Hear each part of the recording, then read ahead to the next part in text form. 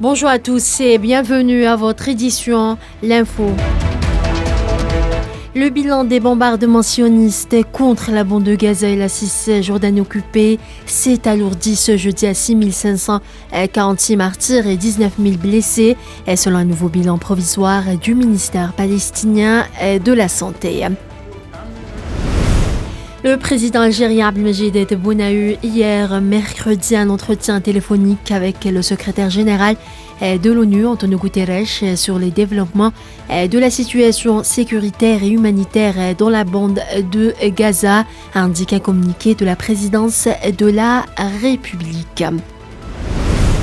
Le ministre palestinien des Affaires étrangères et des expatriés Riyad Al-Maliki a remis hier la deuxième plaidoirie écrite de l'État palestinien au greffier de la Cour internationale de justice en vue de statuer sur la nature de l'occupation sioniste et de déterminer en conséquence les moyens adéquats pour lutter contre ce système illégal.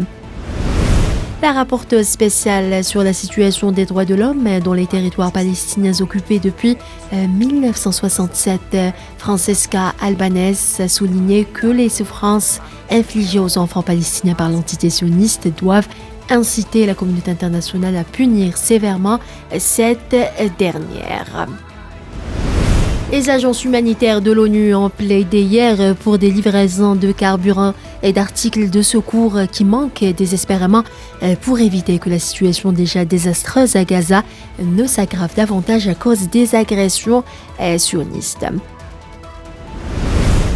Des syndicalistes et militants palestiniens ont envoyé mercredi une lettre au secrétaire général des Nations Unies, Antonio Guterres, l'appelant à faire davantage de pression sur l'occupant sioniste en vue d'arrêter son agression contre les Palestiniens. Les attaques du régime sioniste ont atteint une intensité telle qu'il apparaît que l'objectif est le massacre du peuple palestinien à Gaza, a déclaré le ministre iranien des Affaires étrangères Hossein Amir Aboulahian dans une lettre adressée au haut-commissaire de l'ONU aux droits de l'homme Volker Turk. Dans le reste de l'actualité, plus de 5800 militaires et civils de la mission multidimensionnelle intégrée des Nations Unies pour la stabilisation au Mali, sur quelques 15 000 hommes, ont définitivement quitté le pays. À la date du 24 octobre, a déclaré Fatoumata Sinkou Kaba, porte-parole de la mission onusienne. Au Soudan, les négociations entre l'armée soudanaise et les forces de soutien rapide en conflit depuis plus de 6 mois vont reprendre ce jeudi, a annoncé hier l'armée dirigée par le général Abdel Fattah al-Burhan. Depuis le 15 avril, le conflit a fait plus de 9000 morts selon le bilan de l'ONU et 5,6 millions de personnes déplacées et réfugiées.